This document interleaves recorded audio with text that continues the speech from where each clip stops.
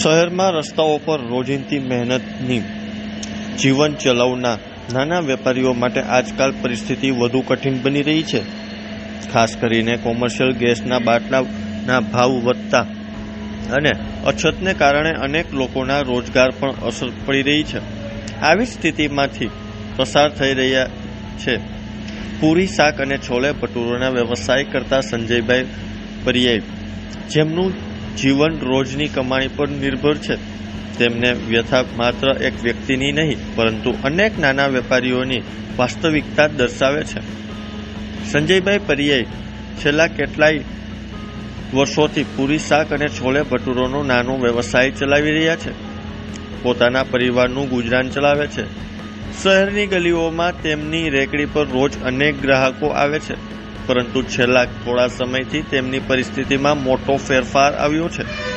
તેઓ કહે છે કે અત્યારે કોમર્શિયલ ગેસના બાટલાના ભાવ વધતા અને અછતને કારણે તેઓ માત્ર 2 જ વાનગી લોકોને પીરસી શકે છે. સંજયભાઈના શબ્દોમાં એક દુઃખ અને નિરાશાનો ભાવ સ્પષ્ટ દેખાય છે.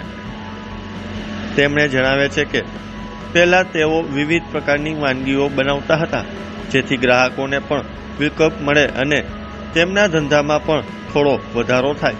પરંતુ હવે બાટલાની અછત અને ઊંચા ભાવને કારણે તેઓ પાસે એટલી ક્ષમતા રહી નથી કે વધુ વાનગીઓ તૈયાર કરી શકે.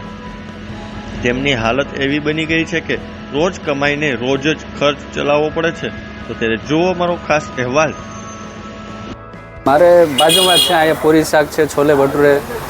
પણ અત્યારે શું બાટલાની પ્રોબ્લેમના હિસાબે મેં ખાલી 2 જ આઈટમ રાખેલા છે, કેમ કે બાટલા એટલી અમારી હેસિયત નથી કે અમારે તો શું રોજ કૂવો ખોદવું અને રોજ પાણી પીવું, એવું અમારી હાલત છે. નુકસાની તો અત્યારે 100% નુકસાની જ છે અમારે આમાં.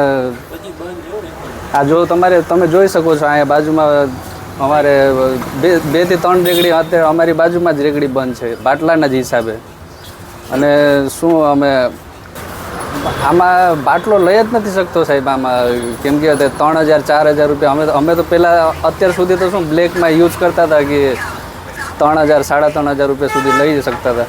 પણ અત્યારે તો આજે સાંભળવામાં મળ્યું કે એનાથી ને વધારો આવે તો અમારે રેકડી જ બંધ કરવી જોઈએ. અમારે ચાલે ને સાહેબ, આમાં શું કેવી રીતના ચાલી શકે? હવે જે વસ્તુ અમે 40 રૂપિયામાં અમે રેડી થતું હોય એ વસ્તુ અમે 50માં દેતા હતા. 10 રૂપિયા અમે વધારીને એટલે સાહેબ અહીંયાથી ગ્રાહક છે ને હાલતું જ થઈ જાય. અહીંયાથી અહીં ઊભું ન રહીએ ગ્રાહક. અમે તો ભાવ વધારી ન શકીને સાહેબ, સરકાર તો વધારી દે બાટલાને.